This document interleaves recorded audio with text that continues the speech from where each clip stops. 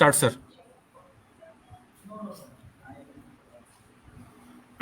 तो किसान साथियों नमस्कार और सत श्री अकाल।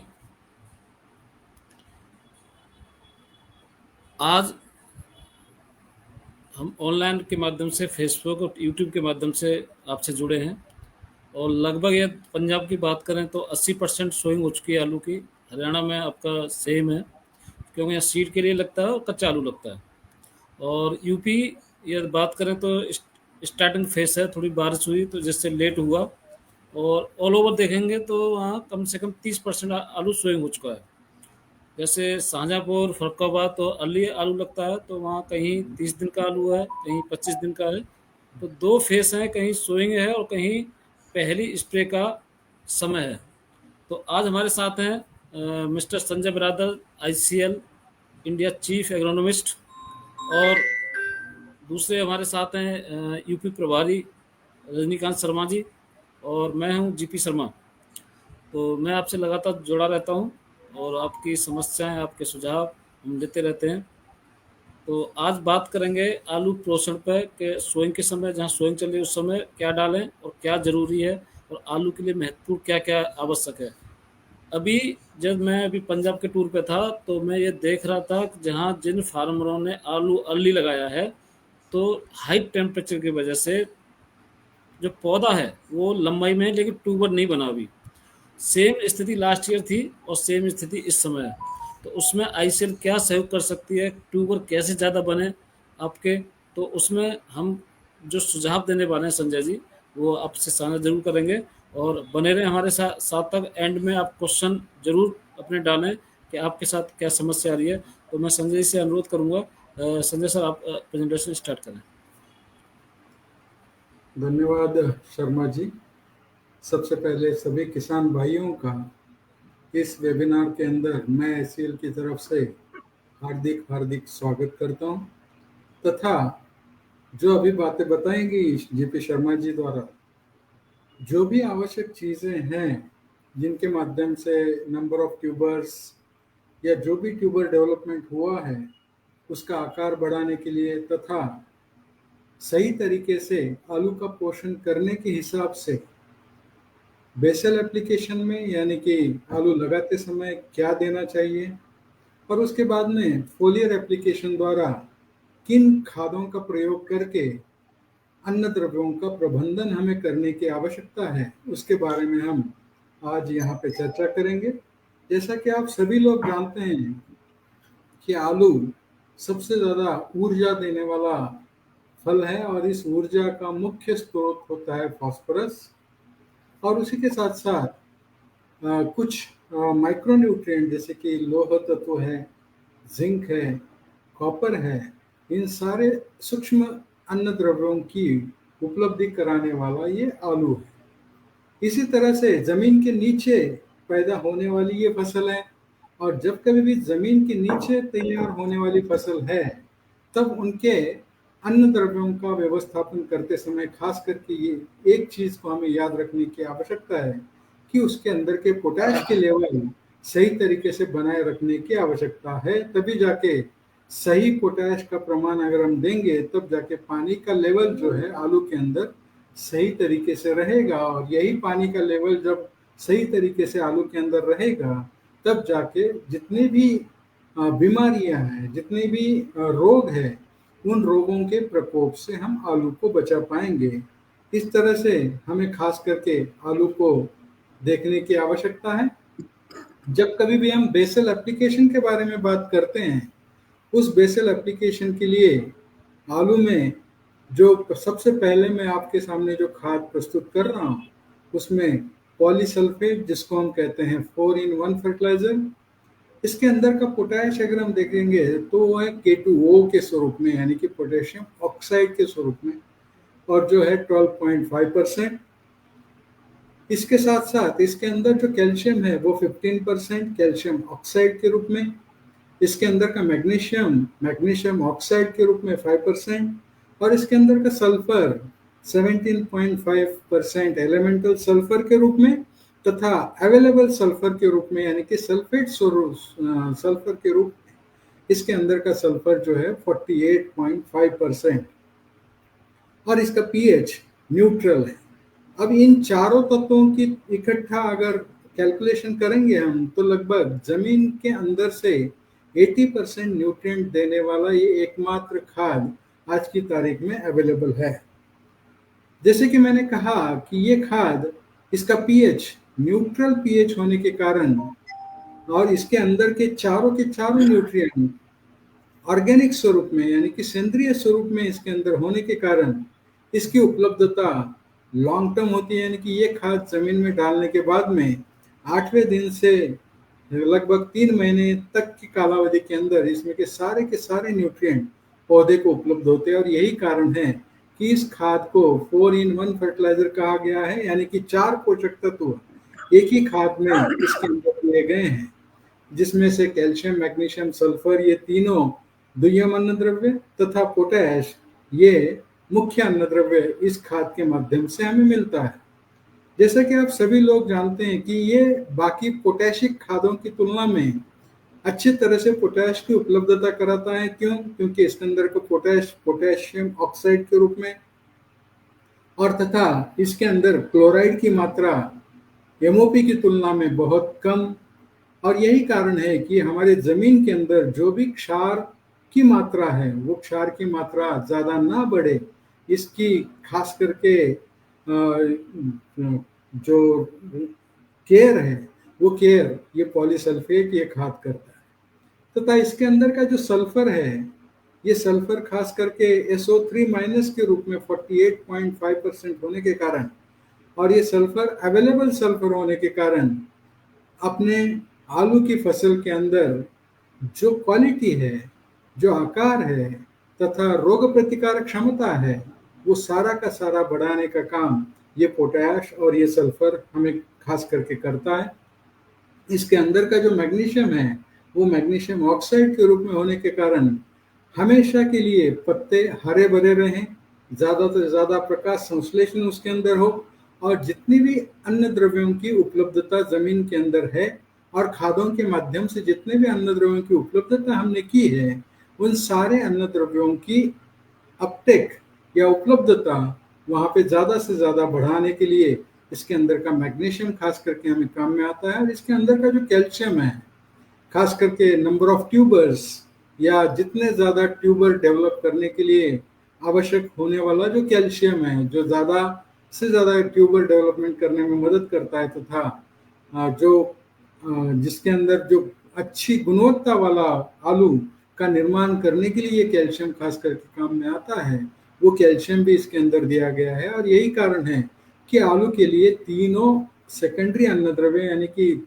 दुय्यम अन्नद्रव्य की उपलब्धता, उसके साथ में पोटैश की उपलब्धता अवेलेबल स्वरूप में करके देने वाला ये खाद है।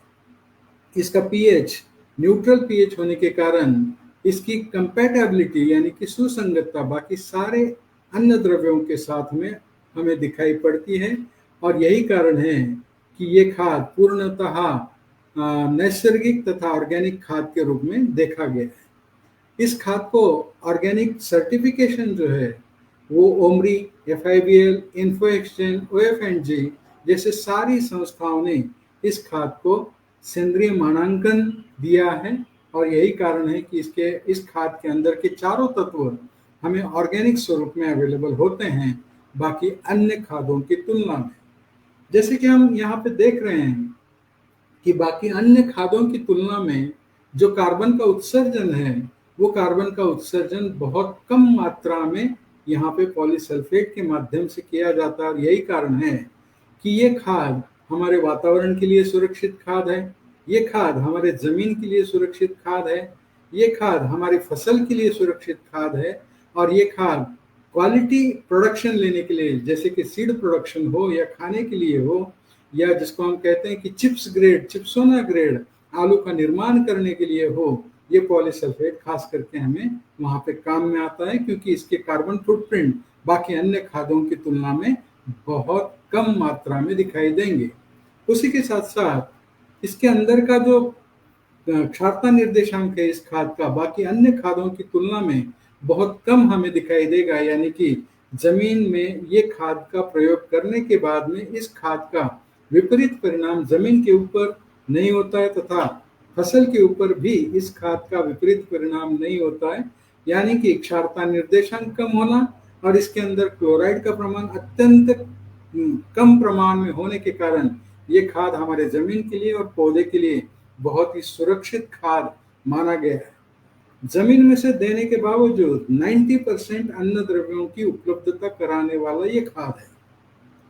बाकी अन्य खाद जमीन में से दिए जाने वाले खादों की तुलना जैसे कि एमओपी एसओपी के साथ में अगर हम करते हैं तो उसकी उपलब्धता ज़्यादा से ज़्यादा आपको 50% तक मिलेगी। उसकी तुलना में पॉलीसल्फेट में के चारों न्यूट्रिएंट हमें 90% तक वहाँ पे उपलब्ध होते हैं, यानी कि ये खाद जमीन में डालने के बाद में ना लीच होता है, ना वोलेटाइजेशन होता है, ना इसका फिक्सेशन होता है। जो भी होता है ये अवेलेबिलिटी होता है, और यही कारण है कि ये खाद जमीन में डालने के बाद इस खाद के 90% न्यूट्रिएंट अवेलेबिलिटी इसी सीजन में होती है, और रहा सहा जो भी 10% है वो 10% न्यूट्रिएंट अवेलेबिलिटी अगली फसल को हमें वहाँ पे होती है, कारण की कंपैटिबिलिटी यानी कि सुसंगतता तथा इसका पीएच।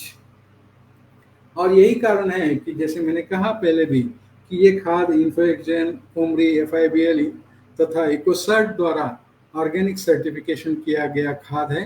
और इस खाद की सबसे बड़ी विशेषता है कि आज की तारीख में ऐसा 4-in-1 फर्टिलाइजर हमें देखने को नहीं मिलेगा। बाकी अन्य खादों के अंदर कम से कम एक, ज़्यादा से ज़्यादा 3 न्यूट्रिएंट हमें मिलेंगे, बट उससे भी ज़्यादा अन्न द्रव्यों की उपलब्धता यानी कि 4 अन्न द्रव्यों की उपलब्धता कराने वाला ये खाद है पॉलीसल्फेट, जो आज की तारीख में आलू के लिए एक महत्वपूर्ण खाद माना गया है। अब ये खाद इतना अच्छा क्यों है? जैसे कि मैंने पहले भी कहा है कि ये खाद इतना अच्छा होने का कारण है इसका पीएच, जो कि न्यूट्रल पीएच है।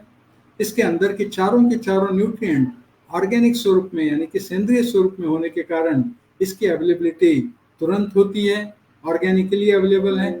उसी के साथ साथ इसके अंदर के चारों न्यूट्रिएंट जब जब अन्न द्रव्यों की आवश्यकता है तब तक पौधे को उपलब्ध कराने की क्षमता ये पॉलीसल्फेट खाद रखता है, और इतनी अच्छी क्वालिटी बाकी अन्य किसी भी खाद में हमें देखने को नहीं मिलेगी।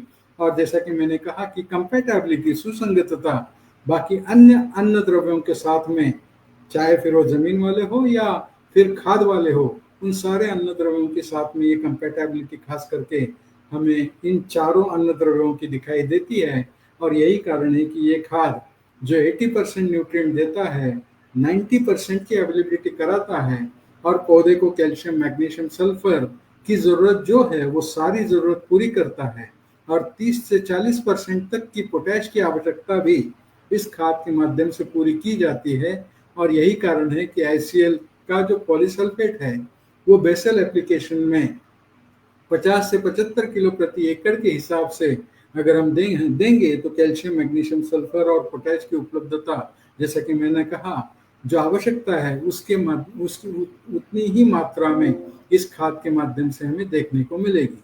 और अगर कोई किसान ज़्यादा प्रोडक्शन लेना चाहता है तो वहाँ पे वो किसान 100 किलो प्रति एकड़ के हिसाब से भी पॉलीसल्फेट का एप्लीकेशन करा सकता है। और इसी के कारण इसमें के जो पोटैश, कैल्शियम, मैग्नीशियम और सल्फर, ये चारों न्यूट्रिएंट, जैसे कि पोटैश पानी का संतुलन बनाए रखने में मदद करता है, कैल्शियम खास करके आलू को जो स्ट्रेंथ है, जो मजबूती है, वो मजबूती प्रदान करता है, मैग्नीशियम पत्तों को हरा रखने में मदद करता है, और जो सल्फर है वो खास करके गुणवत्ता के ऊपर उसका अच्छा असर वहाँ पे दिखाई देता है। और यही कारण है कि ये पॉलीसल्फेट खास करके आलू में बेसल एप्लीकेशन में, यानी कि बुआई के समय, अगर कोई किसान बुआई के समय नहीं डाल सकता है तो अगले 10 से 15 दिन के भीतर ये पॉलीसल्फेट कम से कम 50 किलो, ज़्यादा से ज़्यादा 75 किलो प्रति एकड़ के हिसाब से वहाँ पे दे। और जिस किसान को बहुत ज़्यादा प्रोडक्शन कराना है वो किसान 100 किलो प्रति एकड़ तक वहाँ पे जा सकते हैं। अब आते हैं फोलियर फर्टिलाइजेशन के ऊपर, यानी कि छिड़काव वाले खादों के ऊपर या छिड़काव के माध्यम से अन्न द्रव्यों का प्रबंधन के ऊपर।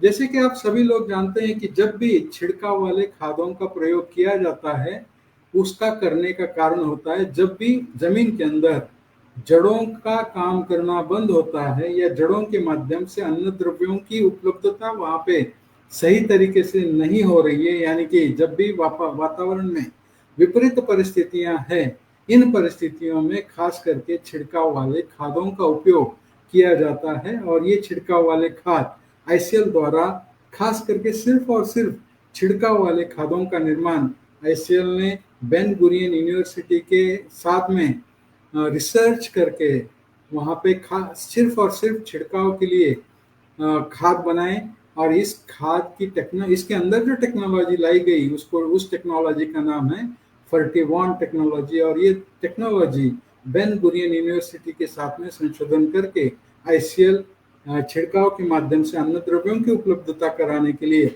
लाई गई है। जैसे कि जितने भी पुराने खाद हैं 1919 052 34 1261 0 एसओपी या बाकी अन्य कैल्शियम नाइट्रेट जैसे खादों का छिड़काव के माध्यम से हम उपयोग करते हैं, तो आपके बाईं ओर जो पत्ता आपको दिखाई दे रहा है उस प्रकार का छिड़काव वहाँ पे होते हुए दिखाई देगा। हवा आने के बाद में या बारिश आने के बाद में वो पत्तों के ऊपर के बूंदे तुरंत वहाँ पे नीचे गिर जाएगी और उनके माध्यम से जो भी फर्टिलाइजर यूज इफिशियंसी है या अन्न द्रव्यों की उपलब्धता है वो वहाँ पे बहुत ही कम मात्रा में होते हुए दिखाई देगी। यही कारण है कि आईसीएल ने फर्टिवन टेक्नोलॉजी का आविष्कार बेन गुरियन यूनिवर्सिटी के साथ में किया और इसके माध्यम से छिड़काव करने के बाद में जो एक पानी की बूंद है फव्वारे में से निकलने वाली, उस एक पानी की बूंद को हजारों छोटे छोटे कणों के अंदर उसको तब्दील करके पत्तों के ऊपर गिराने के लिए जो स्प्रेडर आवश्यक होता है वो स्प्रेडर उस खाद के अंदर डाला गया। इसके कारण जो बूंदों का आकार है वो छोटा छोटा होके पत्तों के ऊपर वो सारी बूंदें वहां पे ज्यादा से ज्यादा सरफेस एरिया कवर करके वहां पे गिरी हुई आपको दिखाई देगी।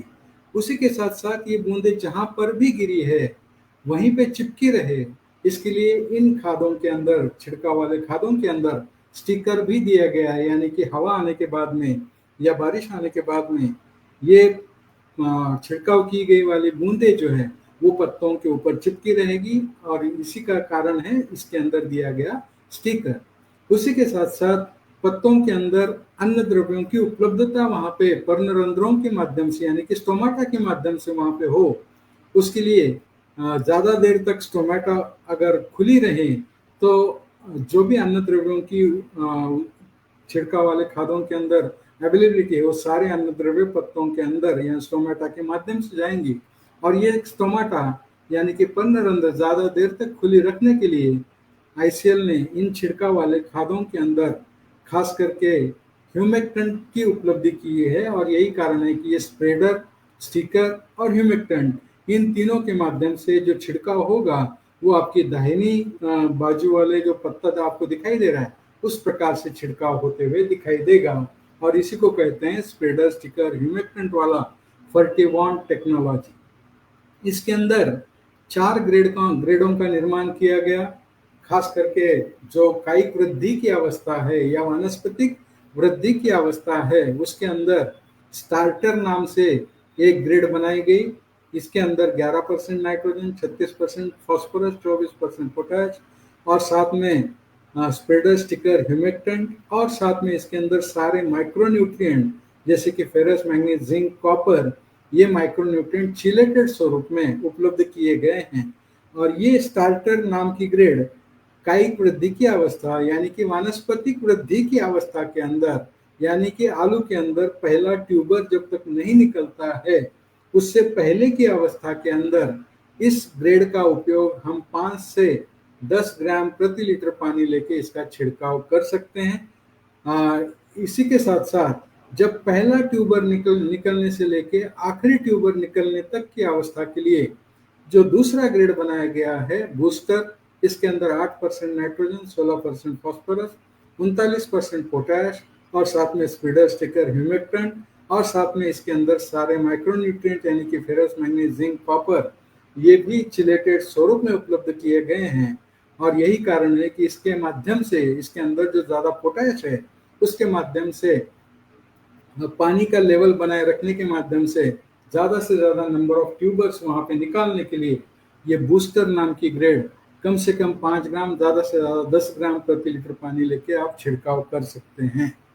उसी के साथ साथ जब ट्यूबर डेवलप होना शुरू होता है, उन ट्यूबर का आकार, उस ट्यूबर की क्वालिटी अच्छी हो, इसके लिए फ्रूट नाम की ग्रेड, जिसके अंदर 12% नाइट्रोजन, 5% फास्फोरस, 27% पोटैश और इसी के साथ साथ इसके अंदर कैल्शियम 8% और सारे माइक्रोन्यूट्रिएंट यानी कि फेरस, मैंगनीज, जिंक, कॉपर ये चिलेटेड स्वरूप में, और इसके अंदर बोरॉन भी उपलब्ध किया गया है। और इसी के कारण आपको क्वालिटी जो है आलू की वो अच्छी अगर लाना है तो उसके लिए छिड़काव के माध्यम से इस फ्रूट ग्रेड का उपयोग आप कम से कम 5 ग्राम, ज़्यादा से ज़्यादा 10 ग्राम प्रति लीटर पानी लेके छिड़काव कर सकते हैं। और उसी के साथ साथ एक ग्रेड 049-32 नाम की, जब जब वातावरण में विपरीत परिस्थितियां हैं, जब जब जड़ों का कार्य सही तरीके से नहीं हो रहा है, तब तब आप इस 049-32 का यानी कि ज़्यादा ठंड, ज़्यादा बारिश, ज़्यादा धूप, इन चीज़ों के इन परिस्थितियों में आप 049-32 पिकवान का छिड़काव कर सकते हैं। इसके अंदर 49% फास्फोरस और 32% पोटैश, इसके अंदर कोई भी माइक्रोन्यूट्रिएंट नहीं है, इसके अंदर स्प्रेडर स्टिकर और ह्यूमेक्टेंट दिया गया है। उसी के साथ साथ एक साथ सारी फसल तैयार करना है और एक साथ सारी फसल निकालना है तो 049-32 का छिड़काव आखिरी अवस्था के अंदर यानी कि डेवलपमेंट के बाद में मैच्योरिटी के समय आप इस खाद का प्रयोग कम से कम 5 ग्राम, ज़्यादा से ज़्यादा 10 ग्राम प्रति लीटर पानी के हिसाब से आप कर सकते हैं। इस ऐसे जैसे कि मैंने कहा, स्टार्टर वानस्पतिक वृद्धि की अवस्था यानी कि इनिशियल ट्यूबर डेवलपमेंट होना शुरू होने से पहले आप उसका प्रयोग कर सकते हैं।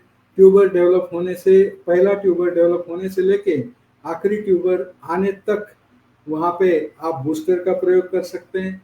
आलू का आकार और उसकी चमक वो अच्छी लाने के लिए फ्रूट ग्रेड का उपयोग आप कर सकते हैं। और एक साथ आलू का निकालना, एक साथ मैच्योरिटी लाना और एक साथ आलू का पकना कराने के लिए आप 049-32 और जब जब वातावरण में विपरीत परिस्थितियां आए तब तब 049-32 का प्रयोग आप छिड़काव के माध्यम से कर सकते हैं। ये सारे चारों के चारों खाद आपको खास करके उन परिस्थितियों में वहाँ पे फायदा देगी। जैसे कि मैंने कहा था कि वानस्पतिक वृद्धि के दौरान आपको न्यूट्रॉन स्टार्टर का प्रयोग करना है, इसके माध्यम से फोटोसिंथेसिस आपको ज़्यादा होते हुए मिलेगा। उसी के साथ साथ जो जड़ों का कार्य है वो जड़ों का कार्य इनिशियल दौर के अंदर अच्छी तरह से होते हुए दिखाई देगा। उसी के साथ साथ जो लीफ एरिया इंडेक्स है वो वहाँ पे हमें ज़्यादा अच्छी तरह से दिखाई देगा और जो शूट ग्रोथ है वो शूट ग्रोथ भी वहाँ पे सही तरीके से होते हुए दिखाई देगी। बूस्टर 8-16-39 जो आलू तैयार करके ट्यूबर निकलने से लेके आखिरी ट्यूबर निकलने तक की अवस्था में आप बूस्टर का प्रयोग कर सकते हैं।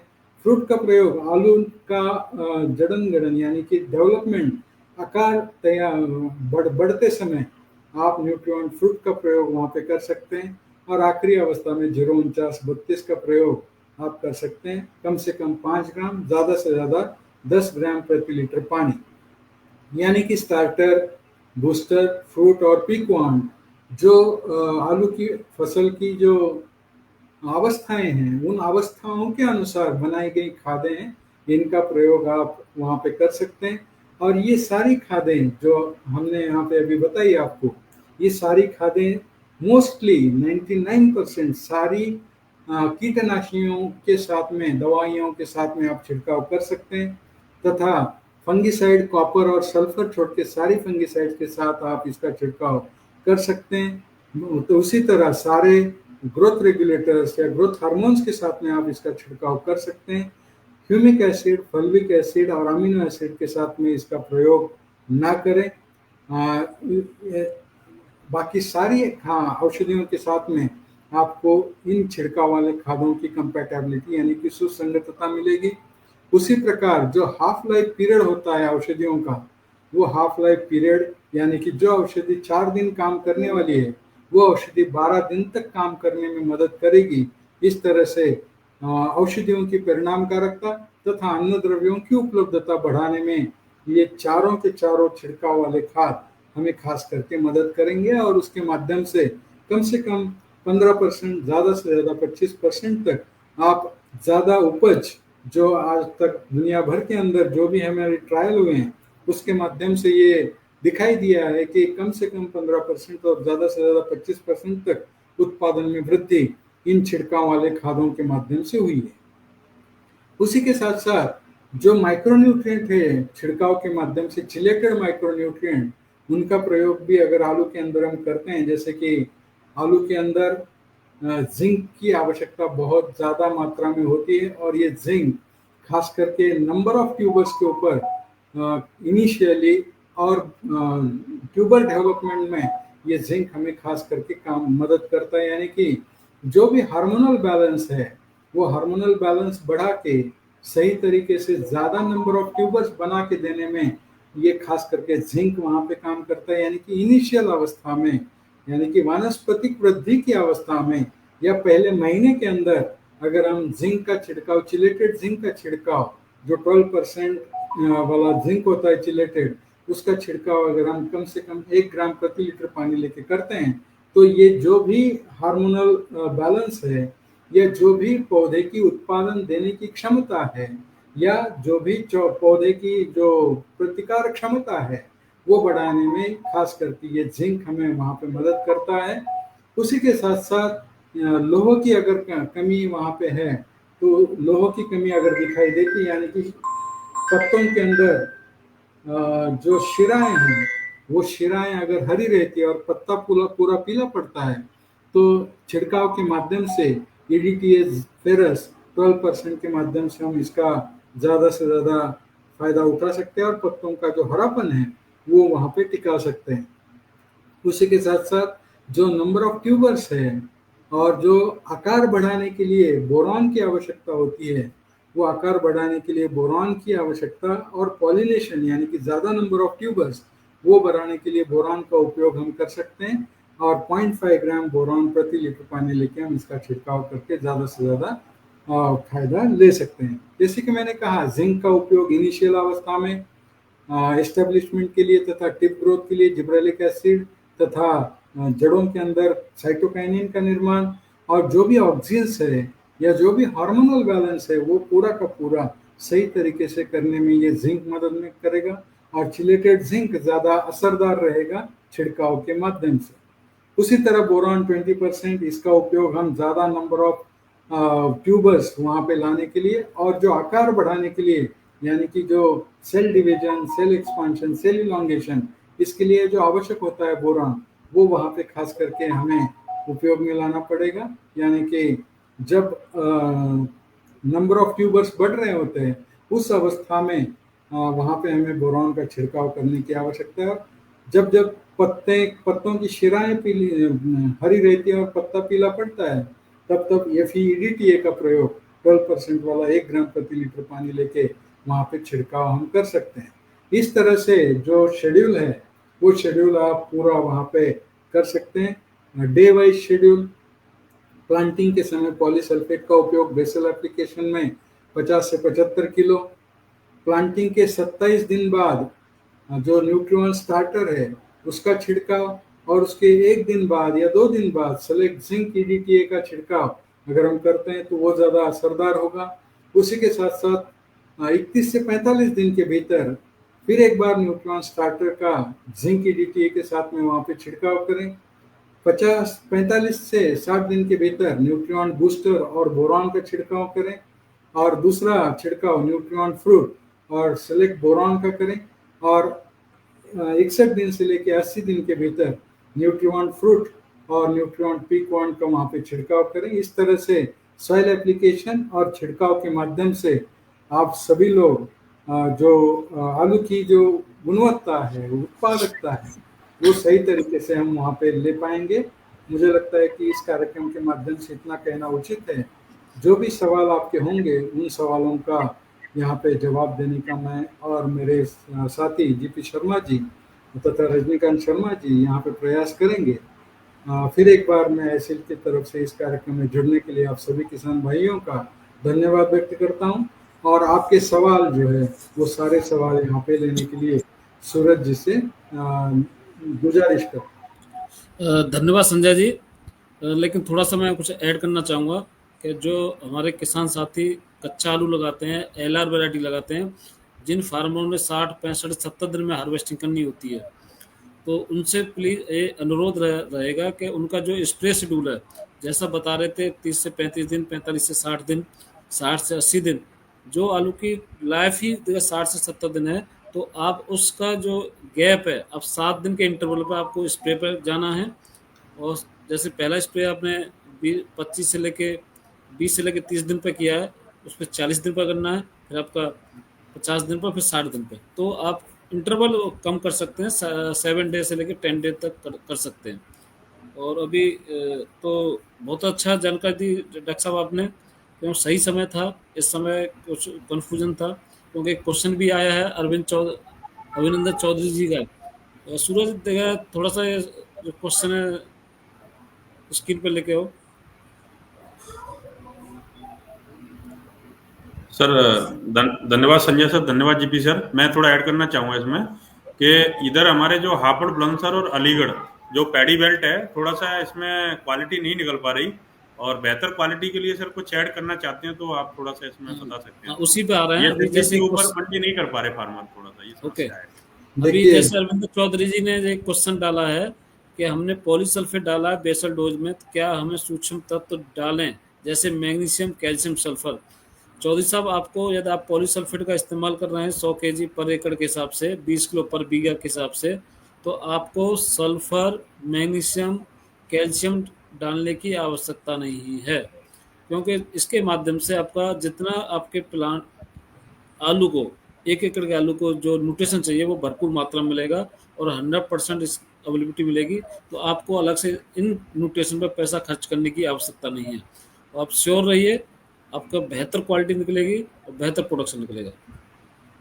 संजय सर, कुछ कह रहे थे आप?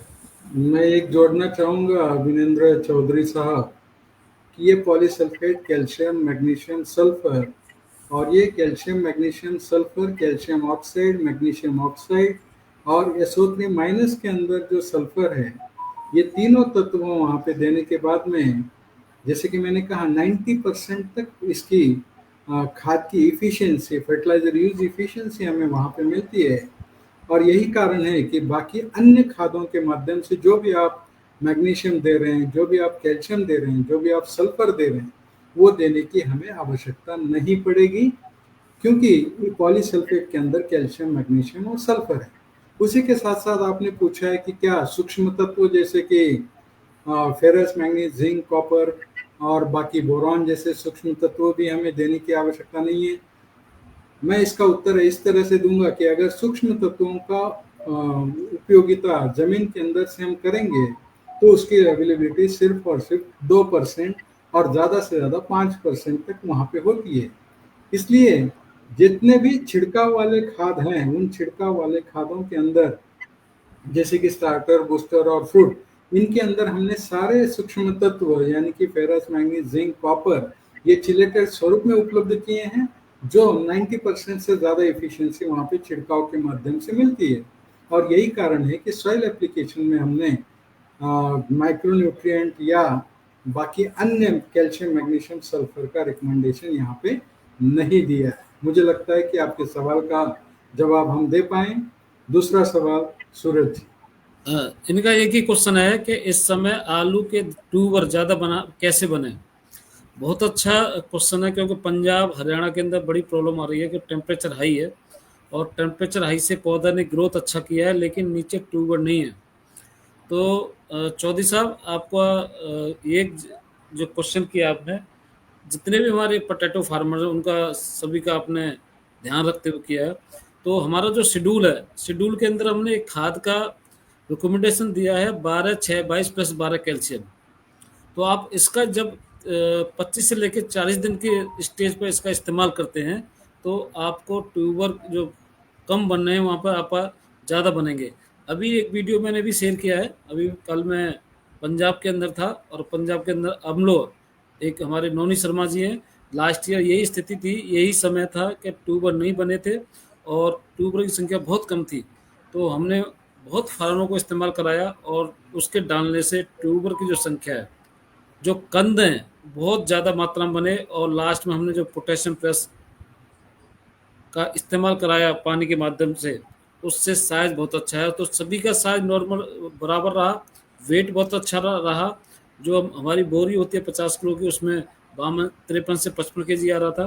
तो आपको ट्यूबर ज़्यादा बनाने हैं, आपके जितने भी आपके दोस्त हैं जो आपके साथ आलू लगाते हैं, और जहाँ तक आप ये बात पहुँचा सकते हैं, जो फार्म हमारे ट्यूबर न बनने की समस्या से ग्रसित हैं, परेशान हैं, उनको 22 कैल्शियम फर्टीफ्लो का आप इस्तेमाल करें। 8 से 10 केजी पर एकड़ के हिसाब से आप इस्तेमाल करते हैं तो आपको बेहतर रिस्पॉन्स मिलेंगे और ट्यूबर बहुत अच्छे बनेंगे।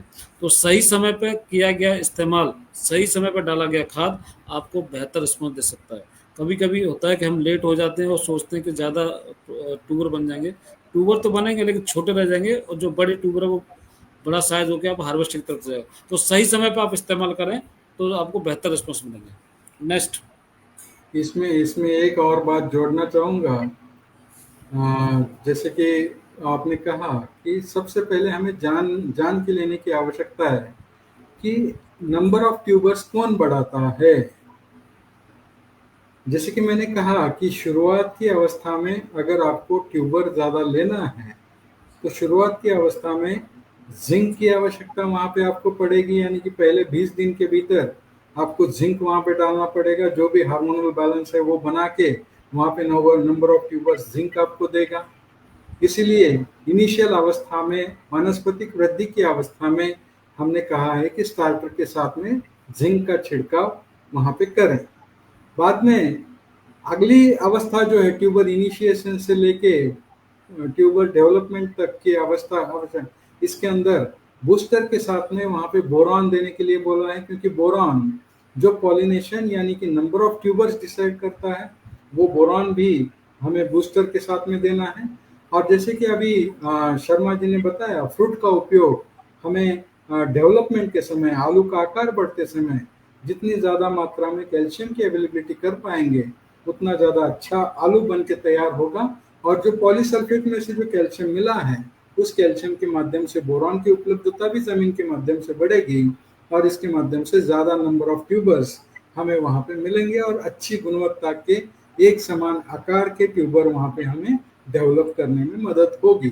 इस तरह से, इस प्रकार से आपको करना पड़ेगा। कुलदीप चौधरी का सवाल है, पोटैटो को में एक समान आलू साइज निकालने के लिए क्या इस्तेमाल करना चाहिए।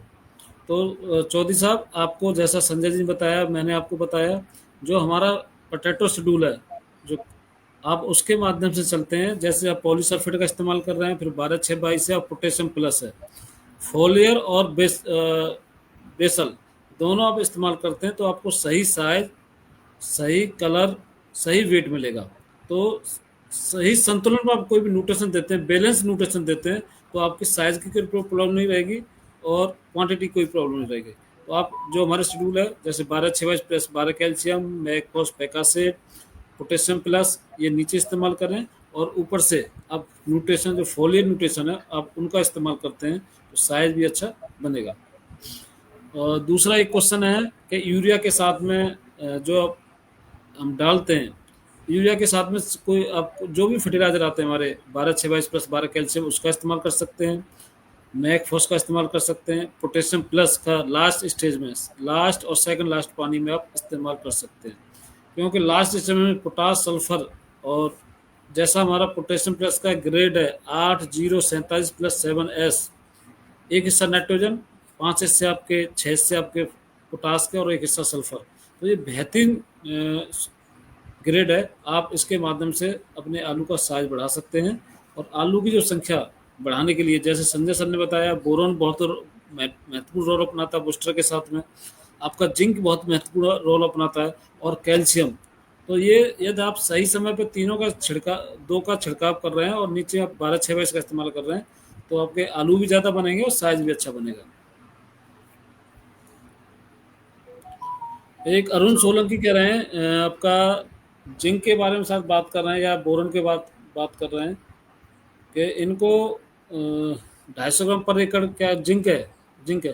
तो मेरा आपसे यही अरुण जी अनुरोध रहेगा, जब भी आप कोई भी माइक्रो न्यूट्रेंट का इस्तेमाल करते हैं, चाहे फेरस का इस्तेमाल कर रहे हैं, बोरोन का इस्तेमाल कर रहे हैं या जिंक का इस्तेमाल कर रहे हैं, तो 1 ग्राम पर लीटर के साथ आप इस्तेमाल करें, पर एकड़ का इस्तेमाल नहीं करें। कभी-कभी क्या होता है कि हम पानी की मात्रा बहुत कम लगाते हैं, कहीं 80 लीटर लगता है 1 एकड़ में, कहीं 100 लीटर लगता है, कहीं हम 3 टंकी लगा देते हैं 20-20 लीटर की, 25 लीटर की, तो 75 लीटर लगता है। तो वहाँ डोज़ ज़्यादा होती है, पानी कम हो जाता है, तो वहाँ टॉक्सिसिटी आने की संभावना रहती है। तो जब भी कोई आप स्प्रे कर रहे हैं तो 1 ग्राम पर लीटर का बोरोन का इस्तेमाल करें, 1 ग्राम पर लीटर आपका जिंक का इस्तेमाल करें, 1 ग्राम ही एफई का इस्तेमाल करें। तो आप ग्राम के पर लीटर का डोज रखें, ना कि आप पर एकड़ का डोज रखें, जिससे आपको टॉक्सिसिटी जो आती है, आपके पौधे जो जल सकते हैं, उससे आप बचाव कर सकें। तो जितने भी किसान साथी हमारी ये वेबिनार सुन रहे हैं, मेरा सबसे अनुरोध है, पर एकड़ की डोज कभी इस्तेमाल न करें, पर बीघा की इस्तेमाल न करें, पर ग्राम पर लीटर की इस्तेमाल करें। चाहे आइसर के प्रोडक्ट है, चाहे कोई अदर किसी कंपनी का प्रोडक्ट है, चाहे वो फंगीसाइड है, इंसेक्टिसाइड है, तो इसका इस्तेमाल करेंगे तो आपको बेहतर रिस्पॉन्स मिलेंगे और दवा भी कम लगेगी और अच्छा रिस्पॉन्स मिलेगा। नेक्स्ट, एक साहब महाराष्ट्र से चने का शेड्यूल मांग रहे हैं, तो मैं आपको अपना नंबर छोड़ दीजिए गजानन जी, जिससे आपको हम शेड्यूल सेंड कर देंगे, आप उसके माध्यम से देख सकते हैं। तो एक आप अपना नंबर ड्रॉप कर दें तो हम आपको भेज देंगे।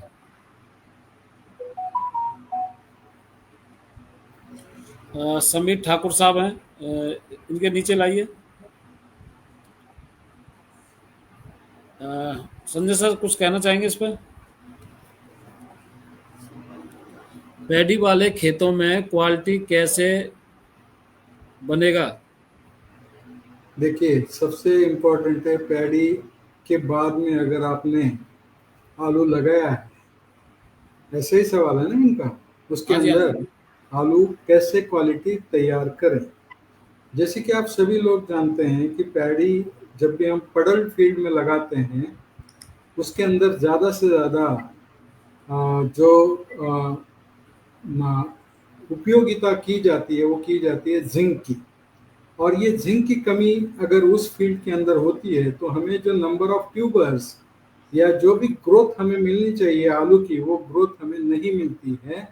इसलिए खास करके जिंक और बोरॉन का एप्लीकेशन कैल्शियम के साथ में अगर हम सही तरीके से करते हैं तो हमें अच्छी गुणवत्ता वाले आलू का निर्माण पैडी के खेतों में भी वहाँ पे कर सकते हैं। इसके लिए खास करके कैल्शियम, जिंक और बोरॉन, इन तत्वों के ऊपर, और जो फास्फोरस है वो फास्फोरस अवेलेबल फास्फोरस के रूप में वहाँ पे हमें देना पड़ेगा। जैसे कि इनिशियल अवस्था में डीएपी के माध्यम से अगर आप फास्फोरस दे रहे हैं तो उसकी उपलब्धता वहाँ पे नहीं होगी। इसलिए जैसा कि अभी शर्मा जी ने कहा कि पिक एसिड या मैकफॉस जैसे खादों का प्रयोग अगर आप करते हो तो उसके माध्यम से फास्फोरस और पोटैश की उपलब्धता वहाँ पे बढ़ेगी और आलू वहाँ पे आप सही तरीके से अच्छी गुणवत्ता के ले पाएंगे।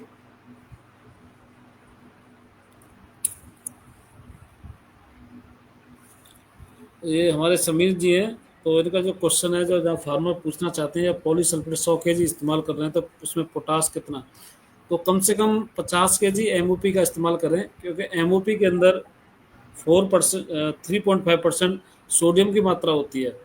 और जब कभी कभी पानी ज़्यादा मात्रा लग जाता है या बारिश लगातार होती है, खेतों में पानी भर जाता है, ज़्यादा बारिश हो जाती है, या निकासी की प्रबंध नहीं है और पानी लगातार खड़ा रहता है 1-2 दिन 4 दिन, तो वहाँ पर ये जो नमक सोडियम की मात्रा आपके खेत के अंदर ज़्यादा है, पीएच वैल्यू ज़्यादा है, तो वहाँ पर क्या प्रॉब्लम आ जाती है, चेचक आने की संभावना ज़्यादा है, काले स्पॉट आने की संभावना ज़्यादा होती है और आलू गलने की संभावना ज़्यादा हो जाती है। तो हमें ऐसे खादों से बचना पड़ेगा जहाँ सोडियम की मात्रा ज़्यादा है, नमक की मात्रा ज़्यादा है, या जिस सॉइल में पीएच हाई है, तो उन खेतों से हमें आलू तो नहीं लगाना चाहिए।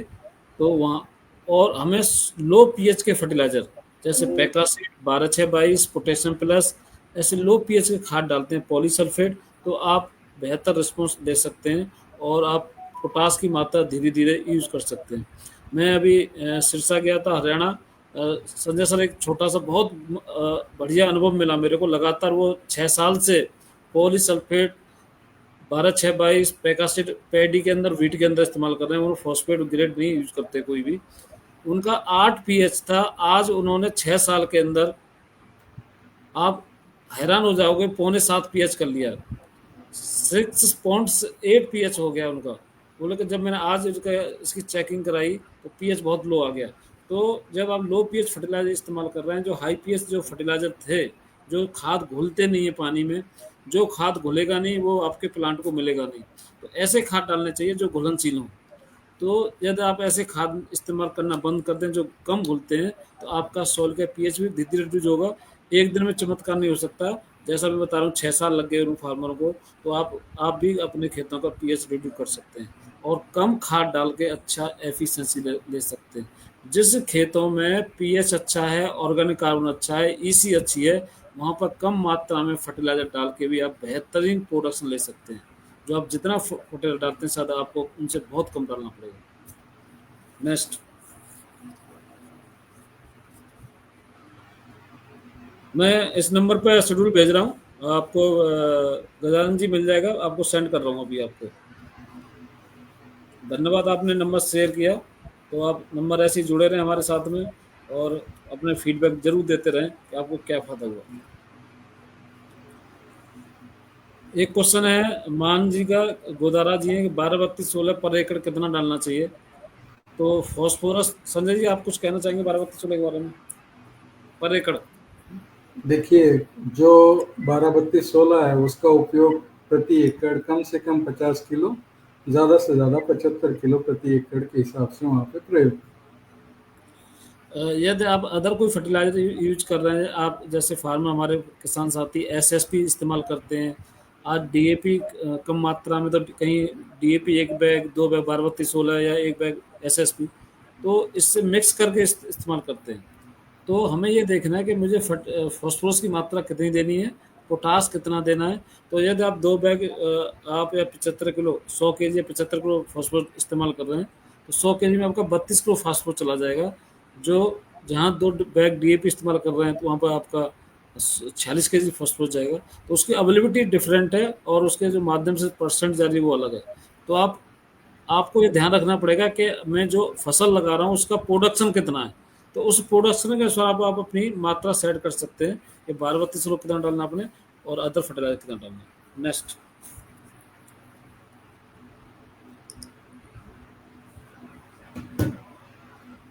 सूरज और भी क्वेश्चन है क्या? अच्छा,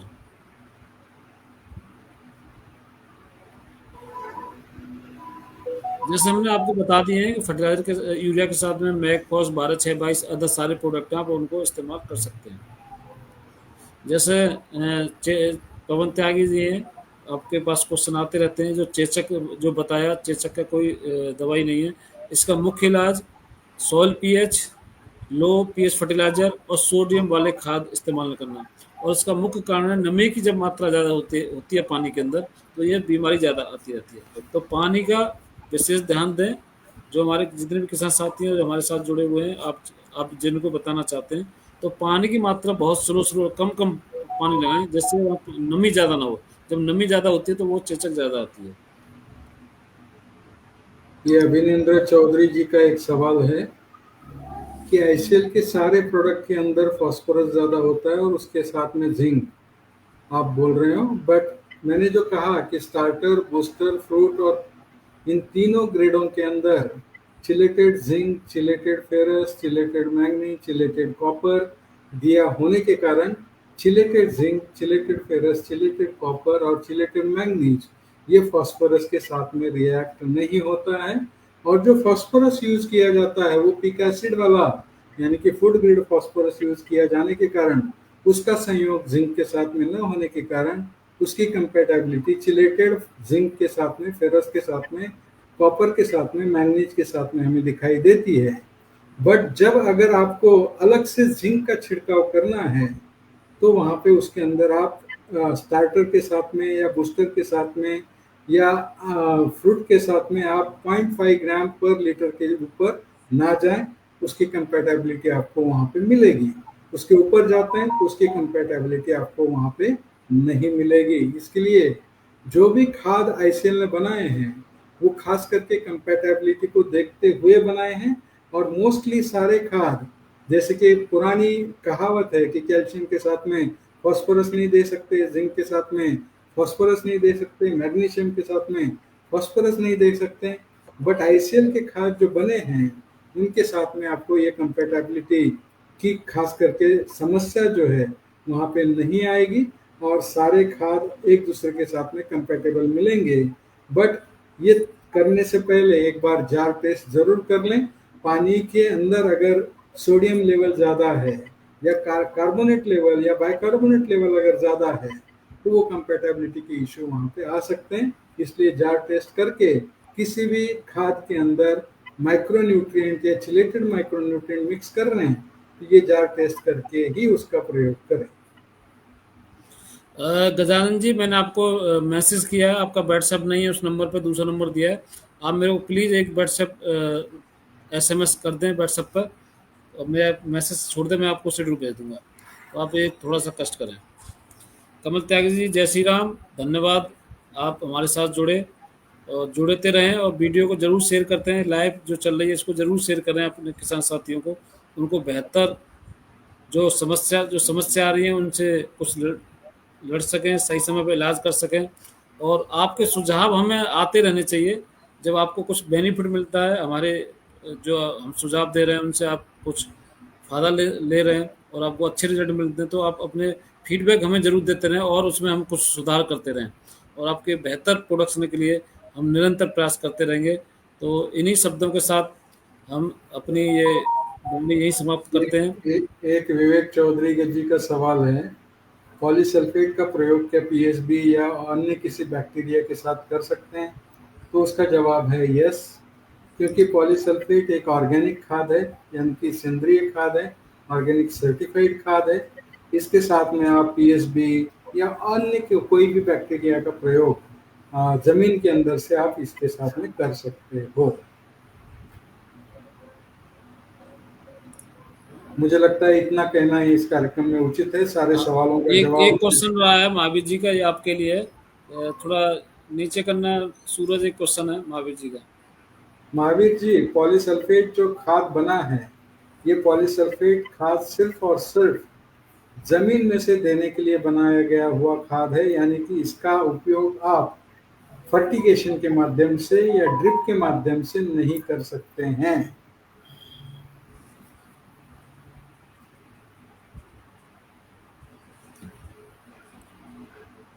रजनीकांत जी, आभार प्रदर्शन करिए। जी जी सर, बहुत अच्छा लगा आपने अपना। धन्यवाद संजय सर, धन्यवाद जीपी सर, और सभी लाइव वेबिनार में जुड़े सभी किसान भाइयों का धन्यवाद। अब हम लोग यही मतलब बंद करते हैं और बाकी लगभग सूरज जी सारे सवाल हो गए होंगे। हाँ जी, कोई ठीक है सर, धन्यवाद, आपने अपना अमूल्य समय दिया बिजी शेड्यूल में। जीपी सर ने, संजय सर ने, बहुत बहुत धन्यवाद सर आपका। Thank you. साथियों हमारे साथ जुड़े रहें, अपने मैसेज ड्रॉप करते रहें और अभी जो लाइव चल रहा है इसके बाद भी देखा ये वीडियो चलता रहेगा, तो आप इस पर कमेंट जरूर करते रहें। जब भी आप वीडियो देखें कमेंट जरूर करें, हम 100% आपके क्वेश्चनों का जवाब देंगे और आप तक पहुंचने का जरूर कोशिश करेंगे। आपका जवाब, आपका रिप्लाई हमारे हौसला देता है और उम्मीद करते हैं कि हम आप तक जरूर पहुँचें। मेरी ये रहता है कि आप तक यदि आपका क्वेश्चन आता है, आपको कोई प्रॉब्लम आती है, तो मैं कोशिश करता हूँ आप तक ज़रूर पहुँचें और पर्सनल मिलके आपके जो भाव हैं, जो आपका फीडबैक है, वो ज़रूर कैद करूँ अपने कैमरे के अंदर और वो वीडियो हर फार्मर तक पहुँचे, जिससे आपका फीडबैक अपने फार्मर साथी को एक हौसला ज़रूर दे। वो भी जो हमारे फार्मर हैं आगे बढ़ के आएँ, अच्छी क्वालिटी तैयार करें, और क्वालिटी है तो आपके सब आप अच्छा प्राइस ले सकते हैं। धन्यवाद साथियों, जय हिंद, जय भारत। धन्यवाद, थैंक यू। ठीक है, थैंक यू सर।